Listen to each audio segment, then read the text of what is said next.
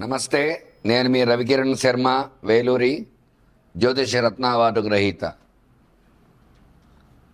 August నెలలో ద్వాదశ రాశుల వారికి ఏ రకంగా ఉండబోతోంది, అసలు రాశి సంచారం ఏ రకంగా జరుగుతోంది, నవగ్రహాలు ఎక్కడెక్కడ ఉన్నాయి, ఏ ఏ ఫలితాలు కలుగుతున్నాయి అనే విషయాన్ని గురించి మనం చెప్పబడటం జరుగుతోంది. ఇప్పుడు ముఖ్యంగా నవగ్రహాల్లో రవి సంచారం మొట్టమొదటగా చూసుకున్నట్లయితే రవి ఆగస్టు 17 వరకు సింహరాశిలో సంచారం చేస్తున్నాడు. తదుపరి కన్యారాశిలో సంచారం చేయడం జరుగుతుంది. ఈ రవి గ్రహాలకు అధిపతి, ఆయన సింహంలో సంచారం చేయడం వల్ల పాపగ్రహం అని చెప్పబడుతోంది. ఆ పాపగ్రహం వల్ల కొన్ని ఇబ్బందులు వస్తూ ఉంటాయి. తదుపరి కన్యారాశిలో సంచారం చేయడం ఉంది. సింహరాశి అధిపతి రవే కాబట్టి, రవి స్వక్షేత్రంలో ఉన్నాడు కాబట్టి సింహరాశి వారికి కొంతవరకు మిశ్రమంగా అనుకూలంగా ఉంటుంది. తదుపరి కన్యారాశిలో సంచారం చేయడం జరుగుతుంది. కన్యారాశి అధిపతి బుధుడు కాబట్టి, బుధుడికి రవి మిత్రుడే కాబట్టి కన్యారాశి సంచారం కూడా కొంచెం అనుకూలంగా ఉండే అవకాశాలు ఇదే ఉన్నాయి. తదుపరి చంద్రుడు రెండవ గ్రహం. ఈయన నక్షత్రాన్ని బట్టి ప్రతిరోజు మారుతూ ఉంటాడు కాబట్టి నక్షత్ర సంచారాన్ని బట్టి ఈ యొక్క చంద్రబలం అది చూసుకోవడం అనేది మనకు జరుగుతూ ఉంటుంది. మరి కుజ సంచారం చూసుకున్నట్లయితే కుజుడు ఈ ఆగస్టు నెలలో తులారాశిలో సంచారం చేయడం జరుగుతుంది. తులారాశ్యాధిపతి శుక్రుడే అయినప్పటికీ కూడా ఈ కుజుడు వ్యాపార కారకుడు కాబట్టి తులారాశి వారికి అనుకూలతలు ఉంటాయి. అలాగే బుధుడు తదుపరి గ్రహం సింహరాశిలో సంచారం చేస్తుంది. బుధుడు వ్యాపార కారకుడు, బుద్ధికారకుడు, విద్యా ఉద్యోగకారకుడు కాబట్టి సింహరాశి సంచారం చేయడం వల్ల సింహరాశి అధిపతి రవి కూడా ఉద్యోగకారకుడు కాబట్టి బుధుడు అనుకూలంగా ఉన్నాడు. అట్లాగే తదుపరి బృహస్పతి యొక్క గురు సంచారం, కర్కాటక రాశి సంచారం, గురుచంద్ర యోగం, గజకేసరి యోగం అంటారు. మరి అందువల్ల ఈ కర్కాటక రాశిలో గురు సంచారం వల్ల గురుడు ఈ నెలలో అనుకూలంగా ఉన్నాడు.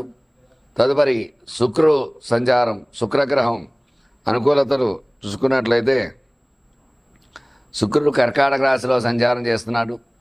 తదుపరి సింహరాశిలో సంచారం చేయడం జరుగుతుంది. అంటే ఒక పక్షం కాలం కర్కాటక రాశిలో, తదుపరి సింహంలో సంచారం చేయడం అనేది జరుగుతుంది. వల్ల శుక్ర అనుకూలత కూడా, శుక్రుడికి రవి శత్రువే అయినప్పటికీ కూడా ఈ రాశిలో ఉండేవారికి కొంత అనుకూలతలు ఉన్నాయి. అలాగే తదుపరి శని వక్రంలో ఉన్నాడు. వక్రంలో కుంభంలో సంచారం చేస్తున్నాడు కాబట్టి పాపగ్రహం వక్రిస్తే శుభం చేస్తుంది కాబట్టి కుంభరాశి వారికి శని భగవానుడు అనుకూలంగా ఉన్నాడు.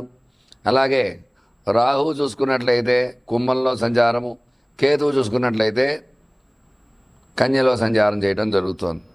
అందువల్ల ఈ నవగ్రహ సంచార స్థితిగతులను బట్టే ఈ యొక్క ద్వాదశ రాశుల వారికి ఎలా ఉండబోతోంది, ఏ ఏ రాశి వారికి ఏ ఏ ఫలితాలు కలిగిపోతున్నాయి అనే విషయాన్ని ఈ ఆగస్టు నెలలో మరి రాశుల వారీగా చూసుకున్నట్లయితే ఏ రకంగా ఉండబోతోంది అనే విషయాన్ని గురించి మనం చర్చించుకోవడం జరుగుతోంది.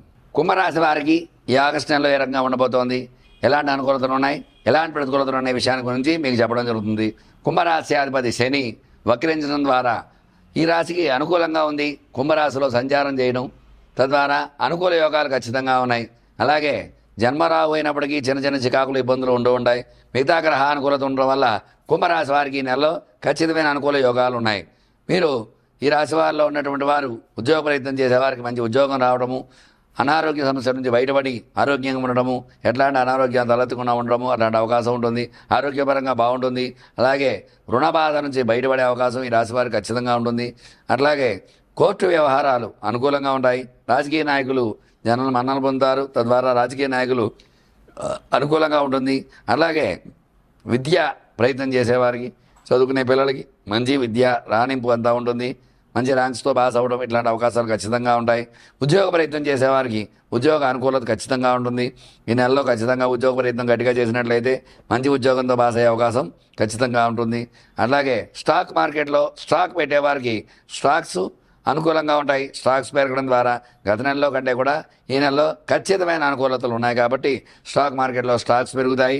అట్లాగే ఈ యొక్క సినీ పరిశ్రమ చూసుకున్నట్లయితే కుంభరాశి వారికి గతంలో కంటే ఈ నెలలో కొంచెం అనుకూలత ఖచ్చితంగా ఉన్నాయి. ఏలినాటి శని ప్రభావం ఉన్నప్పటికీ కూడా ఈ నెలలో శని వక్రించడం ద్వారా కొంచెం అనుకూలతలు ఉన్నాయి. అట్లాగే భూ క్రయ విక్రయాలు ఖచ్చితంగా ఈ యొక్క రియల్ ఎస్టేటు పరంగా చూసుకున్నట్లయితే రియల్ ఎస్టేట్ అనుకూలంగా ఉంటుంది. గతంలో కంటే కూడా ఈ నెలలో కొంచెం లాభాలు ఆర్జించారు. మీ జాతకంలో ఎలాంటి ఇబ్బందులు ఉన్నా వాటికి చక్కటి పరిష్కారం చేయడం జరుగుతుంది. విద్యాపరంగా చదువు కావట్లేదా పిల్లలు, దానికి ఏం చేయాలి, ఉద్యోగ ప్రయత్నంలో ఉద్యోగాలు రాకపోవటము, ఉద్యోగాలు సఫలీకృతం కాకపోవటము, అట్లాంటి వాటికి పరిష్కారం ఉంటుంది. వివాహం కావట్లేదా, వివాహానికి ఏం చేయాలి అనే పరిష్కారం ఉంది. అలాగే సంతాన సమస్యలు, సంతానం ఇంకా కలగలేదు, వివాహమే 5-6 సంవత్సరాలైంది, 10 సంవత్సరాలైంది అనే వారికి కూడా ఏం చేస్తే సంతానం కలుగుతుంది అనే విషయాన్ని గురించి జాతకంలో పరిశీలించడం జరుగుతుంది. అట్లాగే వ్యాపారపరంగా వ్యాపారంలో నష్టాలు వస్తున్నాయా, దానికి ఎటువంటి యంత్రాలు పెడితే బాగుంటుంది, ఏం పరిహారం చేయాలి అనే విషయం గురించి చెప్పడం జరుగుతుంది.